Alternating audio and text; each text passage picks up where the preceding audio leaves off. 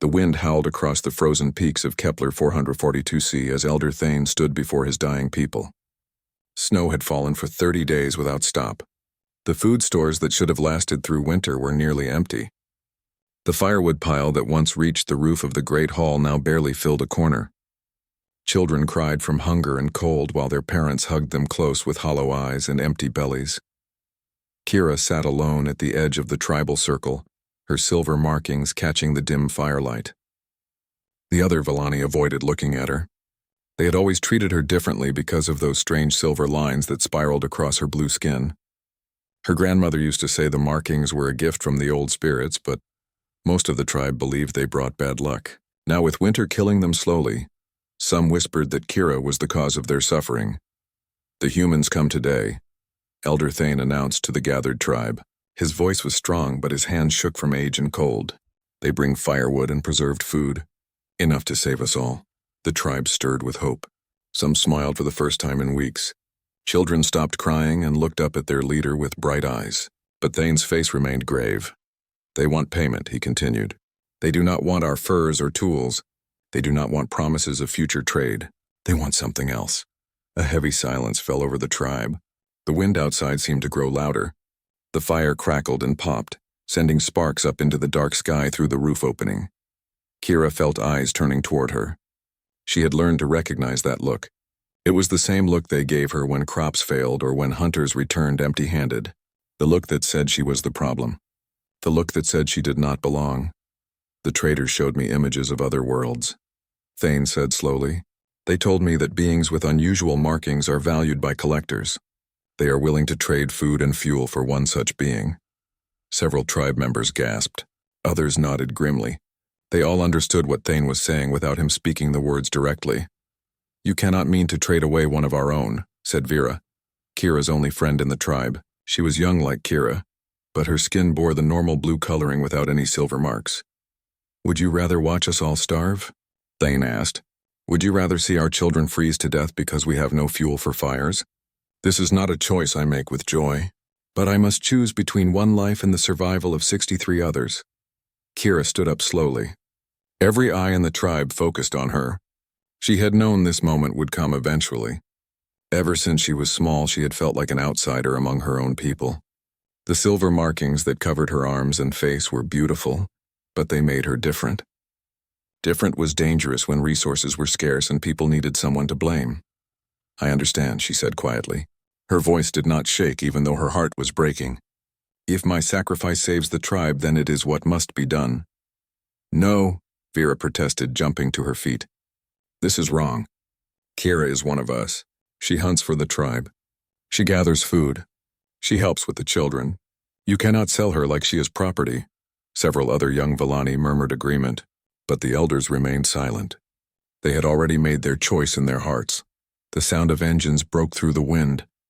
3 human vehicles approached the tribal settlement, their lights cutting through the swirling snow. The tribe gathered at the edges of their camp to watch the strangers arrive. The humans who stepped out of the vehicles were bundled in thick coats and breathing masks. Their leader was a tall man with cold eyes and a smile that did not reach beyond his lips. He spoke through a translation device that turned his words into Villani language. "I am Broker Vex," he announced. "I have brought the goods we discussed. Firewood, preserved food, and heating fuel, enough to last your tribe through the rest of winter." The Villani stared hungrily at the supplies being unloaded from the vehicles. There was more food than they had seen in months. The firewood was already cut and dried, ready to burn. The heating fuel would keep their shelters warm for weeks. "Show me the payment," Vex demanded. Thane gestured for Kira to step forward. She walked slowly toward the human trader, her head held high despite the fear coursing through her. She would not show weakness in front of her tribe, even though they were abandoning her. Vex examined Kira like she was livestock. He studied her silver markings and nodded with satisfaction. "Yes, this one will do nicely. The markings are quite rare. My clients will pay well for her." "What will happen to her?" Vera asked boldly. Vex shrugged. "That depends on who buys her. Some collectors simply want exotic beings to display. Others have different uses for them. It is not my concern once the transaction is complete." 2 human guards brought out a metal cage barely large enough for Kira to stand upright. The sight of it made several tribe members look away in shame, but none of them spoke up to stop what was happening. "The cage is not necessary," Kira said in broken human language she had learned from previous traders. "I will not run." "Standard procedure," Vex replied coldly. "Cannot risk losing valuable cargo." As the guards opened the cage door, Kira turned to face her tribe one last time. She looked at each face, memorizing them. Some met her eyes with sadness, others stared at the ground. Thane watched with the expression of a leader who had made an impossible choice. "Remember me kindly," Kira said to them all. Then she walked into the cage and sat down as the door clanged shut behind her. The trade was completed quickly after that. The humans unloaded their supplies while the Villani stood in silent witness. No one spoke as the vehicles started their engines and pulled away from the settlement. Kira pressed her face against the bars of her cage and watched her home disappear into the swirling snow. Inside the warm vehicles, the Villani built fires and distributed food to their hungry children. They told themselves they had done what was necessary. They told themselves that one life was worth sacrificing to save many. But the taste of the food was bitter, and the warmth of the fires could not chase away the cold in their hearts. Kira rode toward an uncertain future, alone and afraid, but still alive. She did not know that someone was watching from the mountains above. She did not know that her story was far from over. Jake Morrison stood at the window of his mountain cabin, watching the snow fall through the pale morning light. 5 years had passed since he first came to this remote world, seeking a place where the ghosts of war could not find him. The cabin he had built was strong and warm, carved partially into the mountainside itself and reinforced with salvaged metal from his old military transport. He lived alone by choice. The nearest human settlement was 20 miles down the mountain, and the Villani tribes kept their distance except when they came to trade. Jake preferred it that way. He had seen enough of what people could do to each other during his years as a military engineer. The solitude gave him peace even if it came with loneliness. His morning routine never changed. Wake before dawn, check the solar collectors and power systems, tend to the small greenhouse where he grew vegetables, review his equipment, and plan the day's work. Today he needed to make a supply run to the trading post at Miller's Creek. His food stores were running low, and winter on Kepler 442c lasted longer than Earth seasons. Jake pulled on his heavy coat and boots, gathered his trading goods, and started up his all-terrain vehicle. The machine was a hybrid of human and alien technology, rebuilt from scrap and powered by both fuel cells and solar batteries. It could handle the rough mountain terrain and extreme weather that would stop most other vehicles. The road down the mountain was treacherous in winter. Ice covered the rocks and snow hid dangerous holes and drop-offs. But Jake knew every turn and curve. He had driven this route hundreds of times over the years. The steady hum of the engine and the whistle of wind through the mountain passes were familiar sounds that helped quiet his mind. He was halfway to the trading post when he saw the vehicles climbing toward him. 3 human transports moving in convoy formation. Jake pulled his vehicle to the side of the narrow road and waited for them to pass. As they drew closer, he recognized the markings of off-world traders. Not the usual merchants who dealt fairly with the local population, but the kind who came looking for quick profits from desperate people. The lead vehicle slowed as it passed him. The driver looked Jake over with suspicious eyes. Jake nodded politely and waited for them to continue up the mountain. He had learned that strangers often brought trouble, and these men had the look of trouble about them. Something made him turn around and follow them at a distance. Maybe it was old military instincts. Maybe it was the memory of civilians he had failed to protect during the war. He told himself he was just being cautious, making sure they were not planning to raid any of the isolated settlements. The convoy stopped at the largest Villani village, 3 miles from Jake's cabin. He parked his vehicle behind a cluster of rocks and used his military field glasses to observe what was happening. What he saw made his stomach turn with a familiar sick feeling. The traders were conducting business with the tribal elders. Jake could see them unloading supplies from their vehicles while the Villani gathered around hungrily. But something else was happening. Something that looked very much like a transaction involving people rather than goods. Through his field glasses, Jake watched as a young Villani female was brought forward. Even from a distance, he could see the distinctive silver markings on her blue skin. She walked with dignity despite her obvious fear. The traders examined her like she was merchandise, then brought out a metal cage. Jake's hands tightened on the field glasses. He had seen slavery before during his military service. He had fought against it on 3 different worlds. The sight of that cage and the way the traders handled the girl brought back memories he had tried hard to forget. The girl entered the cage without resistance. The traders completed their business quickly and efficiently. Within minutes, they were loading their vehicles and preparing to leave.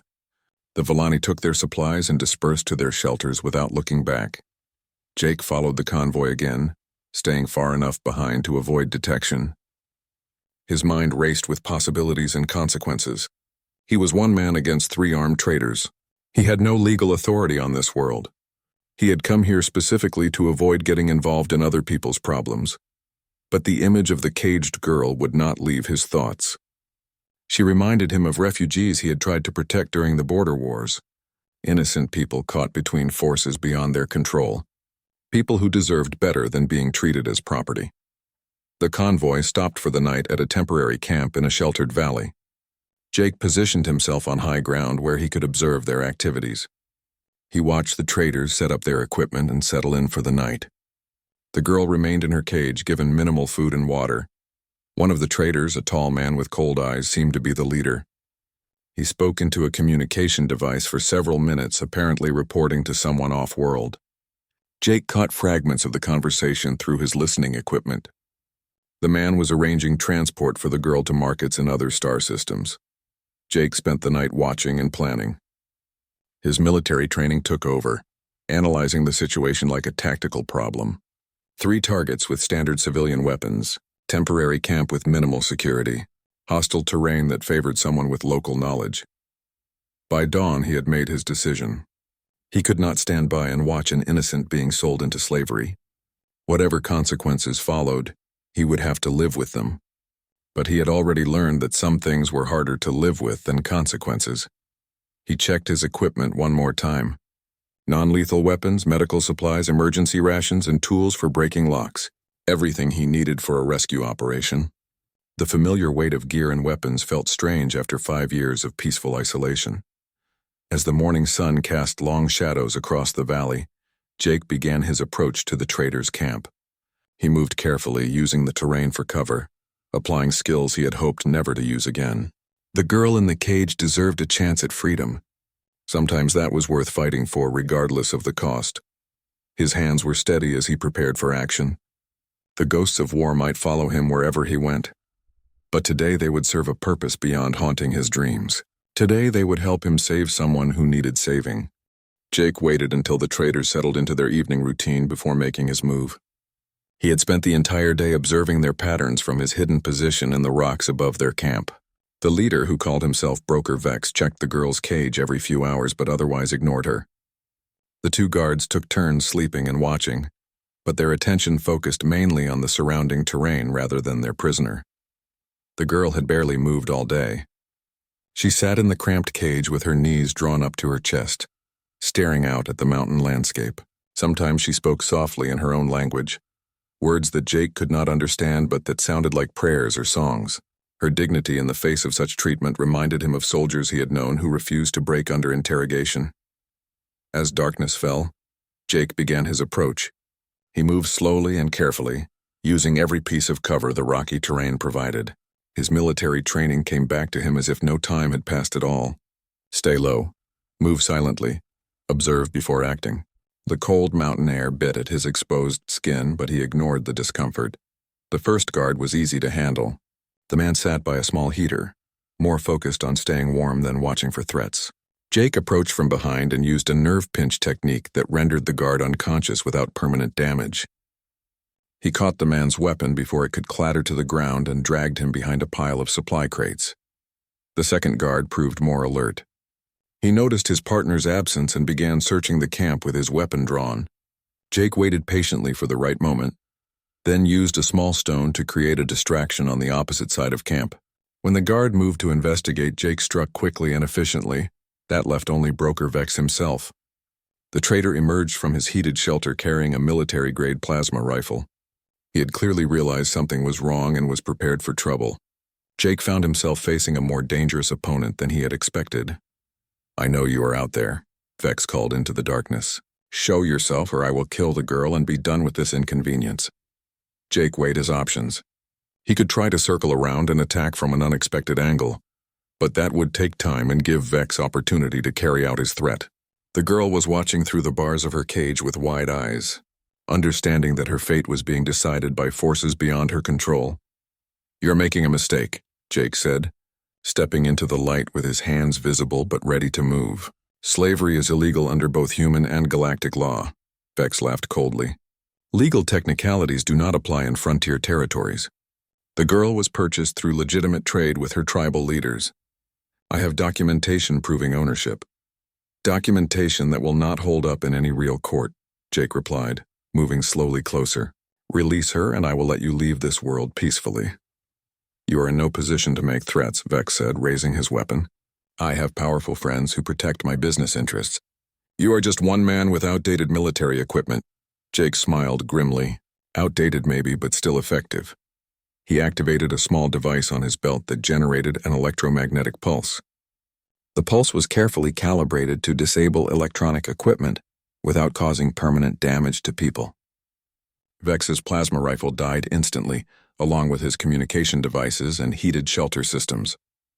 Before Vex could react, Jake moved forward with combat speed. Years of peaceful living had not diminished his reflexes or fighting skills. He disarmed the traitor and pinned him to the ground with a submission hold that would cause pain but no injury. "You are making a very expensive mistake," Vex gasped. "My associates will hunt you down and make you pay for this interference." "Your associates will have to find me first," Jake said. "And this mountain has many places for a man to hide." He secured Vex with restraints taken from the traitor's own equipment, then turned his attention to the girl in the cage. She watched him approach with a mixture of hope and fear. Jake could see intelligence in her eyes along with wariness born from harsh experience. The cage lock was electronic and had been disabled by his electromagnetic pulse.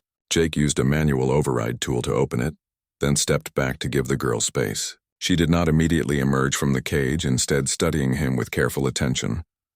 "I will not hurt you," Jake said in broken Villani language learned from years of trading with the local tribes. "You are safe now." The girl tilted her head, surprised to hear her native tongue from a human. She replied in rapid Villani that Jake could not fully understand, but her tone suggested questions about his intentions. "My name is Jake," he said slowly, using simple words. "I live in the mountains. I saw what they did to you. It was wrong." She emerged from the cage cautiously, testing her legs after hours of cramped confinement. When she spoke again, Jake caught enough words to understand that she was asking why he had helped her. "Because you needed help," he answered simply. The girl studied, his face in the firelight as if trying to determine whether she could trust him. Whatever she saw there seemed to satisfy her concerns. She nodded once and spoke a word that Jake recognized as thanks. "What happens now?" Vex demanded from where he lay bound on the ground. "You cannot keep her. She belongs to no one now that her tribe has disowned her. She will die alone in these mountains." Jake ignored the traitor and gathered supplies from the camp. Food, water, blankets, and medical equipment. Everything the girl might need for the journey ahead. "You can come with me," he told her in Villani. "Or you can go your own way. The choice is yours." The girl looked around at the dark mountains surrounding them. She was alone in hostile territory with no shelter and limited survival skills for this environment. But she also had no reason to trust a strange human who claimed to want nothing from her. Jake understood her dilemma. He shouldered his pack and began walking toward the hidden location where he had left his vehicle. After a few steps, he looked back at her. "The mountains are dangerous at night," he said, "but the choice is still yours." He continued walking, making no attempt to force or coerce her decision. Behind him, he heard quiet footsteps following at a careful distance. The girl had made her choice, at least for now. Whatever came next would depend on whether trust could grow between two beings from different worlds, who had both learned that survival sometimes required accepting help from strangers. The journey to Jake's cabin took 3 hours through treacherous mountain terrain. Kira followed him at a distance of 20 feet, close enough to benefit from his knowledge of the safe paths but far enough away to run if he proved to be another kind of threat. She had learned to be cautious about human intentions. Jake moved slowly and deliberately, making sure she could keep up despite her exhaustion from days of captivity.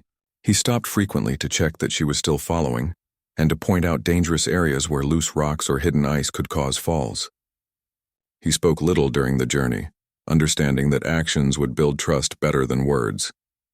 When they finally reached the cabin, Kira stopped in surprise. She had expected something crude and temporary, but Jake's home was solid and well built. The structure blended into the mountainside as if it had grown there naturally. Warm light glowed through windows that looked out over the valley below. Jake opened the door and gestured for her to enter, but Kira hesitated on the threshold. The warmth flowing from inside felt wonderful after the cold mountain air, but entering his domain would make her vulnerable in ways that frightened her. "You can leave any time," Jake said in careful Villani. "Door does not lock from outside."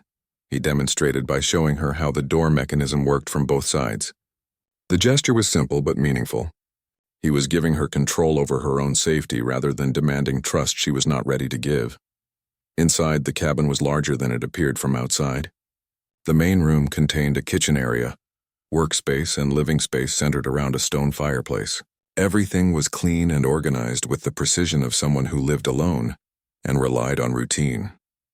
But the space also felt lived in rather than sterile. Jake led her to a small room near the back of the cabin. It contained a bed, a chair, and a window that looked out toward the peaks. He had clearly used it for storage, but he quickly moved boxes and equipment to make space for a person. "Your room," he said simply. "Door locks from inside." He showed her how the lock worked, then handed her the key. The metal was warm from his hand when she took it. Such a small thing, but it represented something she had not possessed since her tribe traded her away. Control over her own space and safety. Jake brought her food and water, setting them on the small table near the window. The food was simple but hearty, nothing like the exotic dishes she had heard humans preferred. Bread, soup, dried fruit, and clean water, enough to fill her empty stomach and begin restoring her strength. "Rest," he said. "Tomorrow we talk more." He left her alone then, closing the door behind him. Kira listened to his footsteps moving away through the cabin. She waited several minutes before testing the lock. It worked exactly as he had shown her. She was truly alone and safe for the first time in days. The bed was soft and warm, covered with blankets that smelled of mountain air and soap. Kira had not slept properly since her capture, managing only brief periods of unconsciousness in the cramped cage. Now exhaustion overwhelmed her caution, and she fell into deep sleep. She woke before dawn to the sound of Jake moving around the cabin. Through her window, she could see him outside tending to some kind of garden structure covered in transparent material. He moved with quiet efficiency, checking plants and adjusting equipment. The routine was clearly important to him. When she emerged from her room hours later, Jake was preparing breakfast in the kitchen. He greeted her with a nod and gestured toward the table where he had set a place for her. The food was again simple and nourishing. Hot grain porridge with dried berries and fresh bread with preserve made from local fruits. "Sleep good?" he asked in Villani. Kira nodded, then attempted to respond in human language. "Yes, thank you." Jake smiled at her effort. "Your human words are good. I teach more if you want." Over the following days, they established a routine that allowed trust to grow gradually. Jake showed her around the cabin and explained how various systems worked. The solar collectors that provided power, the water recycling system, the communication equipment he used for emergency contact with other settlements. He made no attempt to hide anything from her. Kira proved to be a quick learner with an engineer's mind. She grasped technical concepts rapidly and asked intelligent questions about how things worked. Jake found himself enjoying the opportunity to share knowledge with someone who appreciated the ingenuity required to live independently in such a harsh environment. She also began teaching him more, Villani language and customs. She explained how her people traditionally lived in harmony with their environment, taking only what they needed and always giving something back. Her tribe's recent desperation had forced them to abandon many old ways in favor of simple survival. The subject of her silver markings came up when Jake noticed her trying to hide them under clothing. He had seen the markings clearly during her rescue but had not commented on them. Now he realized they were a source of shame for her. "Markings are beautiful," he said carefully. "Why hide them?" Kira struggled to explain in mixed Villani and human words how the markings made her different. How her own people feared them as signs of bad luck. How they made her valuable to traders who collected unusual beings. "My people believe I bring trouble," she said finally. Jake considered this seriously before responding. My people have many different skin colors and markings. Difference is normal for humans. Not trouble. This concept seemed to surprise her. She had assumed all humans looked alike, as most Villani did aside from her unique markings. The idea that difference could be normal rather than dangerous was difficult for her to accept after a lifetime of being treated as an outsider. As the days passed, Kira began to relax and show more of her natural personality. She was intelligent and curious with a dry sense of humor that emerged once she felt safe enough to express it. She helped with daily tasks around the cabin and quickly proved herself capable and resourceful. Jake found himself looking forward to their conversations and feeling less lonely than he had in years. Having someone to share meals with and talk to about his day brought an unexpected richness to his isolated life. But he was careful not to pressure her for more interaction than she was comfortable giving. The question of what would happen next remained unspoken between them. Kira could not return to her tribe, and she had no other family or connections on this world. Jake had rescued her from immediate danger, but her long-term future remained uncertain. For now, it was enough that she was safe and beginning to heal from her ordeal. 3 weeks into their shared routine, Jake made a decision that would change both their lives. He was working on maintenance repairs to his cabin's foundation when he noticed Kira watching from the workshop doorway. She had been helping him with various projects around the property, showing a natural aptitude for engineering and construction that impressed him daily. "Kira," he said, setting down his tools, "would you like your own house?" She looked puzzled by the question. "I have room here." "It is enough." "Not room," Jake clarified, switching to Villani words when his meaning was unclear. "Your own house." "Separate building." "Your space, your choices." The concept took time for her to understand. In Villani culture, family groups lived together in shared structures. Privacy was achieved through social customs rather than physical separation. The idea of having an entire building to herself was foreign and somewhat overwhelming. "Why?" she asked finally. Jake thought carefully about how to explain his reasoning. "You are not guest anymore. You live here now. Should have real home, not just room." Over the next several days, they discussed the project extensively. Jake showed her possible locations near his cabin where a new structure could be built. He explained the technical requirements for power, water, and heating in the harsh mountain environment. Kira listened intently and asked detailed questions about every aspect of the construction. She was particularly interested in the design possibilities. Jake showed her pictures from his computer of different architectural styles from various human worlds. But when she saw images of traditional Villani dwellings, her eyes lit up with real excitement. "Could we build something that combines both?" she asked. "Human technology but Villani design?" Jake grinned at the challenge. "We can try." They spent hours sketching ideas and planning the structure. Kira wanted the circular layout traditional to her people, with a central gathering space surrounded by smaller rooms for different purposes. Jake worked out how to incorporate human systems for heating, power, and water into that design framework. The project gave them a shared goal that transformed their relationship from rescuer and refugee to partners working towards something meaningful. They argued good-naturedly about details like window placement and room sizes, learning to combine their different perspectives into better solutions than either could have developed alone. Construction began with site preparation. Jake used his vehicle to haul rocks and earth for the foundation, while Kira learned to operate human tools and equipment. She proved to be a quick study with machinery, understanding intuitively how mechanical systems work together. "You should have been engineer," Jake told her one day as she successfully operated a small excavator to level the building site. "What is engineer?" she asked. Jake explained the concept of people who designed and built complex systems. Kira listened with growing excitement as she realized there was a human profession that matched her natural interests and abilities. "On my world, I was just strange girl with unlucky markings," she said. "No one taught me about building or making things. I learned by watching and trying." "Here you can learn everything," Jake promised. "Humans share knowledge freely with anyone who wants to learn."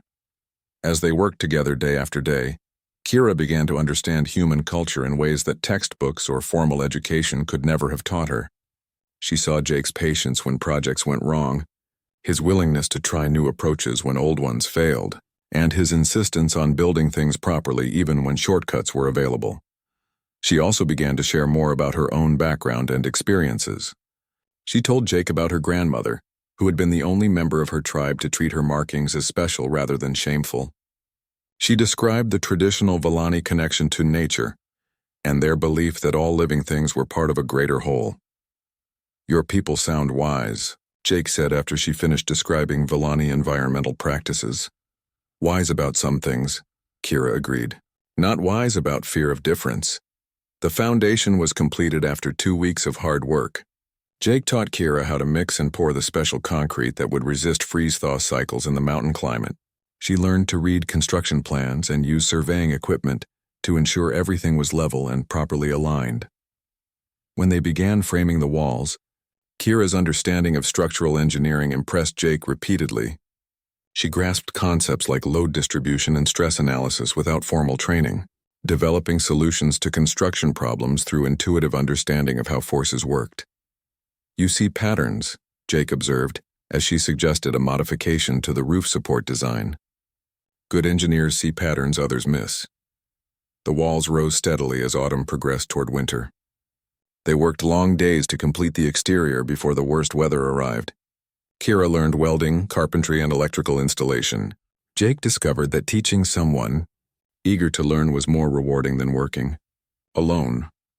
They installed large windows that faced south to capture solar heating and smaller ones on other walls for cross-ventilation. The central room featured a stone fireplace designed according to Villani traditions, but built with human materials and techniques. Smaller rooms radiated outward for sleeping, working, and storage. As the structure took shape, Kira began to envision her life in the new space. She planned where to place furniture and how to arrange her few possessions. She imagined having friends visit, though she was not sure where such friends might come from in their isolated location. "Will be beautiful house," she said one evening as they reviewed the day's progress. "Will be your house," Jake corrected. Big difference. Kira understood what he meant. This building represented more than shelter. It was proof that she belonged somewhere, that she had value beyond her exotic markings, and that her future held possibilities she had never imagined while living as an outcast in her tribe. The project was more than halfway complete when the first major snowfall of winter began. They had pushed hard to get the roof and exterior walls finished in time. Now they could work on interior systems while staying warm and dry. As they sat by Jake's fireplace that evening, planning the next day's work, Kira felt something she had never experienced before. She felt like she was home. The morning started like any other, until Jake heard the unmistakable sound of spacecraft engines echoing through the mountain valley. He set down his coffee and moved to the window, spotting 3 human patrol vessels descending toward his property. Kira emerged from her nearly completed house, alarm clear on her face as she recognized the threatening nature of their unexpected visitors. "Official patrol," Jake said grimly, identifying the markings on the lead ship. "Stay calm and let me handle this." The vessels landed in the clearing between Jake's cabin and Kira's new house. Armed personnel in human military uniforms emerged, led by a tall officer with captain's insignia and a stern expression.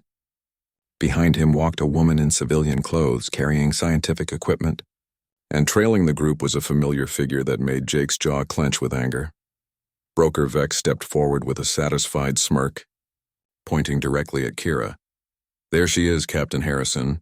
That is the stolen property I reported." Captain Cole Harrison surveyed the scene with professional thoroughness before addressing Jake. "Are you Jake Morrison, former military engineer?" "I am," Jake replied calmly. "What is this about?" "We are investigating reports of theft and interference with legitimate commerce," Harrison said. "This man claims you stole valuable property from him and assaulted his personnel." Jake kept his expression neutral despite his rising anger. "What exactly does he claim I stole?" Vex gestured toward Kira, who stood frozen with fear near her house. "The Villani female with the rare markings. She was legally purchased through proper trade channels. This man attacked my guards and stole her from my custody." "People cannot be property," Jake said firmly. "Slavery is illegal under human and galactic law. Temporary indenture contracts are perfectly legal in frontier territories," Vex countered, producing official-looking documents.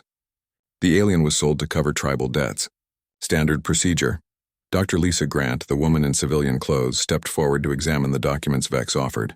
She was clearly some kind of specialist brought to evaluate the situation. Her expression grew increasingly troubled as she read through the paperwork. "Captain," she said quietly, "these contracts appear to be falsified. The legal language is incorrect for this jurisdiction, and the tribal authorization signatures do not match known Villani customs." Vex's confident expression flickered slightly. "Administrative errors can be corrected. The essential transaction remains valid." Meanwhile, Kira found her voice and spoke up in clear human language. "I was not sold for debts. My tribe traded me for food and fuel to survive winter. Elder Thane told me this directly." Dr. Grant's eyes widened with interest. "You speak human language fluently. How long have you been learning?" "Jake teaches me," Kira said, looking toward him with trust despite the threatening situation. "I learn fast because I want to understand this world." "Fascinating," Dr. Grant murmured, making notes on her recording device. "Captain, I need to conduct a proper interview with this individual. There are significant questions about her legal status that require investigation." Captain Harrison nodded curtly. "Very well. But first I need to understand exactly what happened during the alleged theft incident." Jake gave a straightforward account of witnessing the slave transport, following it to the temporary camp and rescuing Kira from captivity. He admitted to disabling Vex's guards but emphasized that he used non-lethal methods and acted to prevent a crime. "You had no legal authority to interfere," Harrison pointed out. "Even if you believed laws were being broken, proper procedure requires notification of authorities." "Proper procedure takes time," Jake replied. The girl was about to be transported off-world. By the time authorities investigated, she would have been lost forever in illegal markets. Before Harrison could respond, the sound of more vehicles approaching interrupted the confrontation. A convoy of Villani transports crested the ridge and descended toward the gathering. Jake recognized the markings of Elder Thane's tribe, though he was surprised to see them venturing so far into human territory. Elder Thane himself emerged from the lead vehicle, accompanied by several tribal warriors and, to everyone's surprise, Vera, Kira's young friend from the tribe. The elder's weathered face was set in grim determination as he approached the group. "I have come to reclaim tribal property," Thane announced through a translation device. "The female belongs to our people and was taken without permission." Kira stepped backward involuntarily, fear returning to her eyes. The sight of her tribal leader brought back memories of being traded away like livestock. Vera caught her friend's eye and gave a small shake of her head, suggesting something had changed since Kira's departure. Dr. Grant moved protectively closer to Kira. "This individual appears to be an adult, capable of making her own decisions. Under galactic law, she has the right to choose her own allegiance. Villani law supersedes off-world regulations on tribal matters," Thane replied coldly. "She was born into our tribe and remains subject to our authority." The situation grew more complex by the minute. Captain Harrison found himself mediating between multiple conflicting legal systems while trying to determine the truth about what had actually occurred. Jake stood protectively near Kira, ready to defend her if necessary but aware that violence would only make matters worse. "This is getting out of hand," Harrison said firmly. "I am declaring this area under temporary human jurisdiction while we sort out these competing claims. Everyone will remain calm and follow proper procedures." Beck stepped forward aggressively. "You cannot simply ignore legitimate commercial contracts, Captain. I have invested significant resources in this transaction, and I demand compensation for my losses. Your compensation will depend on whether your contracts prove to be legitimate," Dr. Grant interjected. "Initial examination suggests significant irregularities." Vera suddenly broke from the Villani group and approached Kira directly. She spoke rapidly in their native language, explaining something that caused Kira's expression to change from fear to amazement to anger. "What is she saying?" Harrison demanded. Kira translated with growing emotion. "She says Elder Thane lied to everyone. He told the tribe that I would be given good work with humans, not sold to traders. Many tribe members are angry when they learn truth. Some want to challenge his leadership." This revelation cast Thane's presence in a new light. He was not just reclaiming property, but trying to control a situation that was threatening his authority within the tribe. The political implications? added another layer of complexity to an already difficult situation. Jake realized that the peaceful life he and Kira had built together was about to be tested in ways they had never anticipated. Multiple forces were converging on their mountain sanctuary, each with their own agenda and interpretation of what should happen next. The storm brewing around them would require all their courage and intelligence to survive. The confrontation escalated when 3 additional spacecraft appeared on the horizon, their aggressive approach patterns immediately recognizable to Jake's military-trained eyes. These were not official patrol vessels but privately armed mercenary ships. Broker Vex smiled coldly as the ships landed and disgorged a dozen heavily armed fighters. "I warned you that I had powerful associates," Vex said to Jake. "They do not appreciate interference with legitimate business operations, Captain." Harrison immediately ordered his patrol officers to defensive positions, but they were outnumbered 3-1 by the mercenaries. The situation balanced on the edge of violence as armed groups faced each other across the clearing. "This is sovereign human territory," Harrison declared. "You have no authority here." The mercenary leader, a scarred man with military bearing, stepped forward with his weapon ready. "Our authority comes from legal contracts and the right to recover stolen property." "Stand aside and no one gets hurt." Jake positioned himself protectively in front of Kira, his own military instincts taking over. He had weapons cached around his property for emergencies, but reaching them would require careful maneuvering. The tactical situation was poor, with multiple hostile forces and innocent civilians in the line of fire. Then Kira surprised everyone by stepping forward to address the entire group. Her voice was steady despite the obvious danger as she spoke in clear human language that everyone could understand. "I am not property," she declared. "I am Kira of the Mountain Clan, and I claim the right of individual autonomy under ancient Vallani law." Elder Thane's eyes widened in shock. "That law has not been invoked in centuries. You do not understand what you are saying." "I understand perfectly," Kira replied, switching to Vallani language to address her former tribal leader directly. "My grandmother taught me the old laws before she died. Any Vallani who can prove self-sufficiency may renounce tribal citizenship and become independent." Vera stepped forward to support her friend. "She speaks truth, Elder. The old law still exists even if we do not use it anymore." Dr. Grant quickly activated her recording equipment. "This is fascinating. Captain, we are witnessing an extremely rare legal invocation that could set important precedents for individual rights across multiple species." But the mercenaries showed no interest in legal precedents. Their leader signaled his men to advance, clearly intending to take Kira by force regardless of laws or customs. Jake moved to intercept them, drawing a sidearm he had kept concealed. "You will not touch her." 1 man against 12, the mercenary leader laughed. "Poor odds for heroics." "Not 1 man," Captain Harrison said, stepping up beside Jake with his own weapon drawn. "Human Space Patrol stands with Mr. Morrison in defense of individual rights."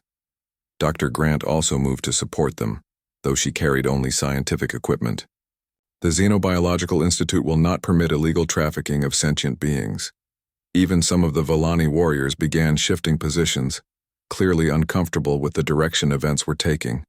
Elder Thane found his authority, challenged not only by Kira's legal maneuvering, but by his own people's reactions to the escalating violence the standoff stretched, taut with tension as both sides calculated odds and consequences. Jake's military mind rapidly assessed defensive positions and escape routes while keeping his primary focus on protecting Kira, girl who had been traded for firewood, and bread was now at the center of a conflict that could reshape interspecies law. Then Vera made a decision that changed everything. She addressed Elder Thane in loud, clear Vallani that carried across the entire clearing. "I also invoke the right of individual autonomy," she declared. "I renounce my tribal citizenship and claim independence." 2 more young Vallani warriors stepped forward to make the same declaration. Then an older female from Thane's retinue joined them. Within minutes, half of the tribal delegation had formally renounced their citizenship in support of Kira's cause. Elder Thane stared in horror as his political authority crumbled before his eyes. The old laws Kira had invoked were proving more powerful than he had anticipated. His attempt to reclaim her was destroying his leadership and splitting his tribe. "This is chaos," he protested. The tribe cannot survive if everyone claims independence. The tribe will survive by adapting, Vera replied firmly. By learning that strength comes from choice, not force. The mercenary leader grew impatient with the political discussion.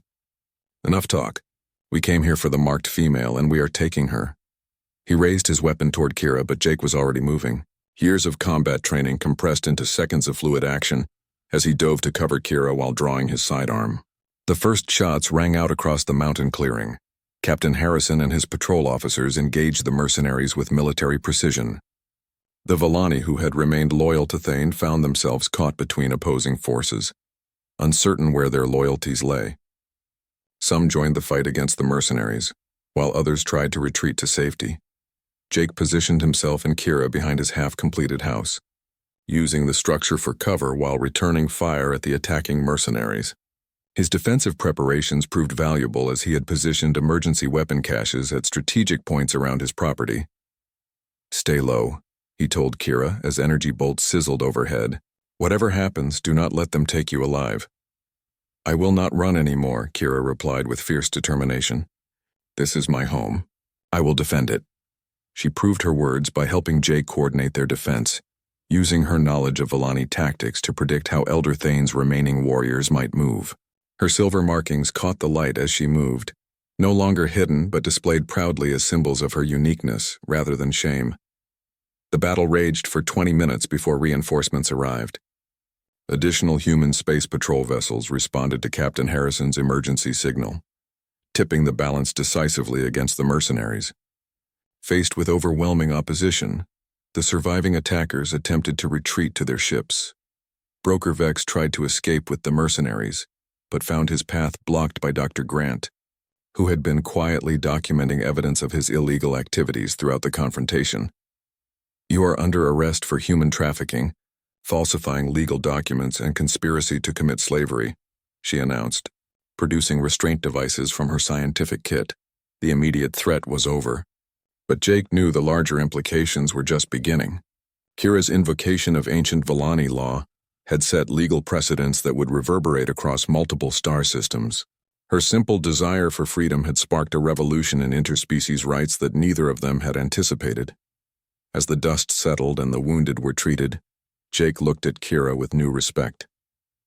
The frightened girl he had rescued from a cage had become a strong woman willing to fight for her principles. Her transformation was complete, but their story was far from over. 6 months after the battle that changed everything, Kira stood in the doorway of her completed house and watched the morning sun paint the mountain peaks in shades of gold and purple. The structure around her was everything she and Jake had dreamed of during those long construction days. Traditional Villani design enhanced by human technology, creating something entirely new and uniquely hers. The central gathering room featured the stone fireplace they had built together, now surrounded by furniture that blended comfort with function. Her sleeping chamber was arranged according to Villani customs, while her workshop contained the latest human engineering tools and equipment. Large windows faced in all directions, connecting her to the natural beauty of the mountains while providing ample light for her projects. Jake emerged from his own cabin carrying 2 cups of morning tea, a ritual they had maintained even after she moved into her own space. He handed her one of the cups and settled into the chair beside her doorway, their friendship as comfortable as an old coat. "Dr. Grant sent another message," he said, pulling out his communication device. "The legal precedent you established has helped free 47 trafficked individuals across 3 star systems in just the past month." Kira smiled with satisfaction. Her desperate invocation of ancient Villani law had indeed created ripples that spread far beyond their mountain sanctuary.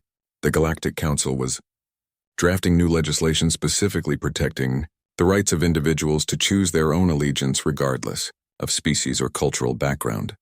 "Vera writes that the tribe is doing well," Kira said, showing him her own messages. "The young ones who claimed independence have formed a new settlement. They still follow many old traditions, but they choose which ones make sense for their lives." Elder Thane had not survived the political upheaval following the confrontation. His remaining supporters had elected a new leader who embraced progressive policies and maintained friendly relations with both human settlements and the breakaway Villani communities. The bitter winter that had forced the original trade seemed like ancient history now. Captain Harrison approached from the landing pad where his patrol ship waited. He had become a regular visitor, coordinating security for what had become an important diplomatic location.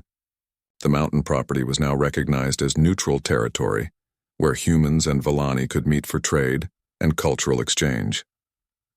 The university delegation arrives this afternoon, Harrison reported. They are very excited about the engineering innovations you have developed here. Kira had indeed become something of a celebrity in academic circles. Her hybrid construction techniques and intuitive understanding of structural dynamics had attracted attention from universities across human space. Several institutions had offered her full scholarships to study formal engineering, but she preferred learning through practical application. I will show them the water recycling system Jake and I designed, she said. It uses Villani principles of natural harmony with human filtration technology. Very efficient for mountain environments. Jake felt a surge of pride at her accomplishments. The frightened refugee he had rescued had become a confident innovator, whose work was improving lives across multiple worlds. But more importantly to him, she had become family in ways that biology could never create. The afternoon university visit went well, as they usually did. Professors and students were fascinated by Kira's unique perspective on engineering challenges and her ability to find elegant solutions that honored both technological advancement and environmental harmony. Several offered research partnerships that would allow her to continue living on the mountain while contributing to larger projects. After the visitors departed, Jake and Kira worked together in their shared garden. They had expanded the growing space significantly, developing techniques for mountain agriculture that were being studied by farming communities throughout the sector. Their partnership had produced innovations neither could have achieved alone. Do you ever miss your old life? Jake asked as they harvested vegetables for dinner. Kira considered the question seriously. I miss my grandmother and the stories she told about our people's history. I miss the ceremony of the changing seasons and the way everyone in the tribe knew their place in the world. She paused to examine a particularly large tomato before continuing. But I do not miss being afraid all the time. I do not miss hiding who I am or pretending my thoughts do not matter. Here I can be myself completely. That evening, they shared dinner in Kira's house while planning their next construction project. The human settlement of Miller's Creek had commissioned them to design a new community center that would accommodate both human and Villani cultural needs. It would be their largest project yet, and would establish them as the premier architectural team for interspecies cooperation. As the conversation wound down and Jake prepared to return to his own cabin, Kira stopped him with a question that had been growing in her mind for weeks. When you rescued me from that cage, what did you think would happen? She asked. Jake smiled at the memory. Honestly, I had no idea. I just knew that leaving you there was not an option. Everything after that was figuring things out as we went along. I used to think humans only cared about profit and conquest, Kira admitted. My tribe taught that humans were dangerous because they took whatever they wanted without concern for others. Some humans are like that, Jake agreed. Just like some Villani leaders trade away their own people when times get hard. But individuals can choose to be better than their reputation. Kira nodded thoughtfully. You taught me that home is not a place you are born into, but a place you build with people who value you for who you are. As Jake walked back to his own cabin under the star-filled mountain sky, he reflected on the journey that had brought them both to this moment. He had come to this remote world seeking isolation and peace after too much war and violence. Instead, he had found purpose and family in the most unexpected way. The lonely mountain man was lonely no more. The girl bartered for firewood and bread had become a leader and innovator, whose influence spread across the galaxy. Together, they had built something more valuable than either had imagined possible when their paths first crossed in that dark valley. Their story had become legend in some circles, inspiring others to stand up for justice and choose compassion over convenience. But for Jake and Kira, it was simply the foundation of a life built on mutual respect, shared dreams, and the deep satisfaction of knowing they had found their true home at last. The mountains stood eternal around them, witnesses to their transformation and guardians of their future. In the morning, there would be new projects to plan, new challenges to meet, and new opportunities to prove that the best parts of different worlds could combine to create something beautiful and lasting. Tonight, though, it was enough to be home.